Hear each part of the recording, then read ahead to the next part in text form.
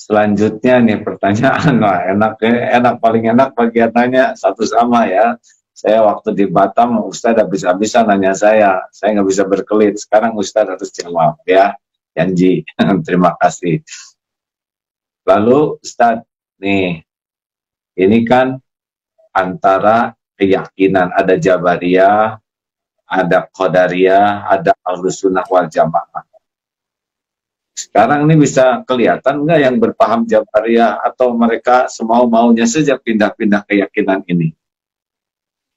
Yang selama ini mengaku Ahlus Sunnah, mulutnya berkata Ahlus Sunnah, justru sekarang bisa kelihatan dia Jabariyah. Artinya tidak ada, ya udah terserah aja lah, mau mati matilah. Kalau Ahlus Sunnah tidak begitu. Ahlus Sunnah, Allah kasih kita ikhtiar, Allah kasih kita al-kasbu, ada usaha. Kalau Qadariyah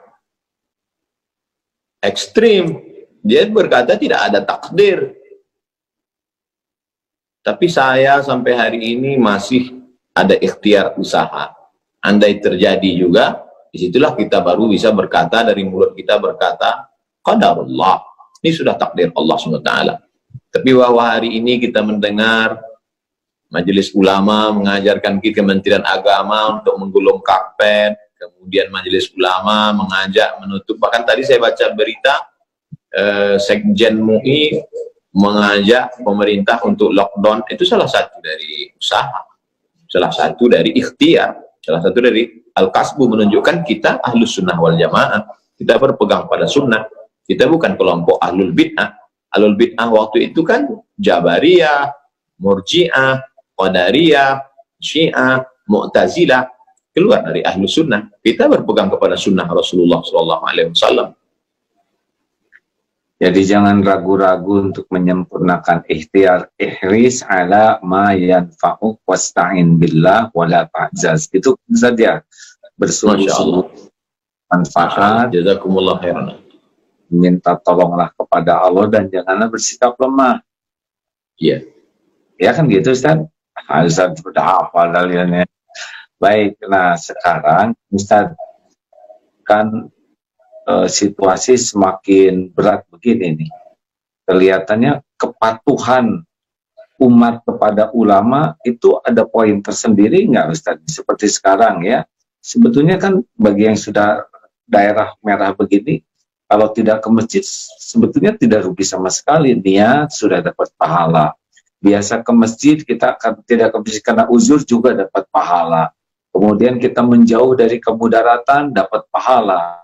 Tidak mencelakakan orang lain dapat pahala. Patuh kepada ulama juga pahala. Jadi sebetulnya luar biasa dalam keadaan begini kalau kita betul-betul pakai hati dan kejernihan berpikir. Gimana menurut Ustaz bahwa ya kita ke majelis ulama tuh ada poin khusus tidak tuh? Kita beragama ini bukan ikut perasaan, tapi berdasarkan ilmu. Makanya la ilaha illallah di awal ayatnya fa'lam. Fa'lam. Itu kasihan. Fa'lam, berilmulah. Ada ilmunya. Fa'lam annahu la ilaha illallah. Berilmu tentang la ilaha illallah. Makanya tadi saya tunjukkan kitab 50 sifat. Jadi Imam Al-Qusairi melarang orang uzlah kalau tidak punya dua ilmu. Ilmu akidah, ilmu fikih. Kalau hanya modal nekat uzlah, nanti di tempat uzlahnya dia tidak selamat dari godaan setan. Bisa-bisa keluar bukan menjadi orang bersih hati, malah jadi dukun. Jadi kalau nggak punya akidah yang benar, tidak punya fikih yang benar, uzlah hasilnya jadi dukun ya. Nah sekarang ini banyak orang modal perasaan. Perasaan saya nggak enak karena meninggalkan masjid.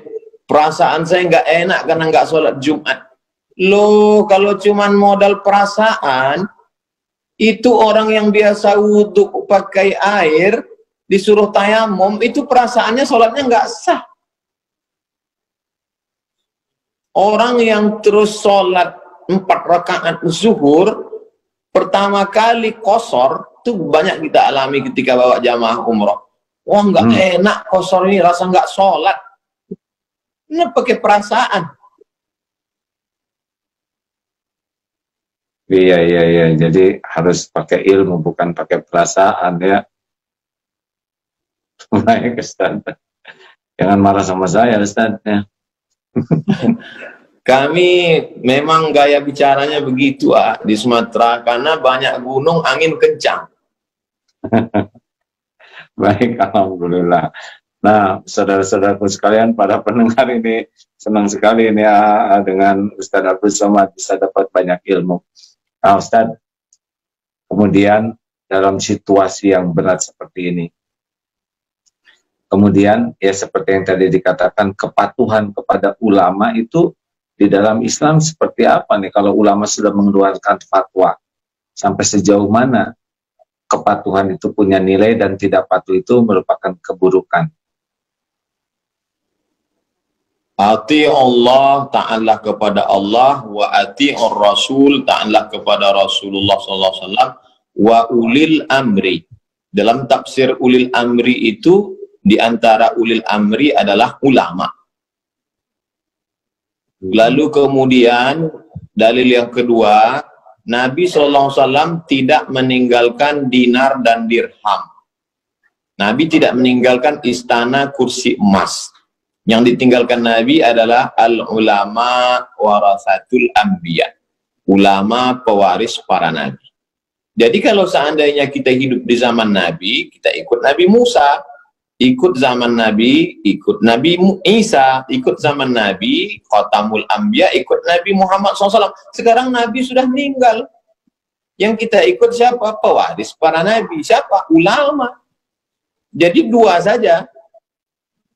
Kita ulama berijtihad atau kita orang awam ngikut ulama. Saya bukan ulama, saya orang awam. Saya cuma suka baca buku-buku ulama dan mendekatkan diri pada ulama, maka saya ikuti fatwa ulama, fatwa tuan-tuan guru, fatwa Majelis Ulama Indonesia, karena saya merasa diri saya bukan ulama. Jadi kalau ada di antara masyarakat mengatakan, ini nggak benar nih MUI, berarti dia ulama di atas MUI.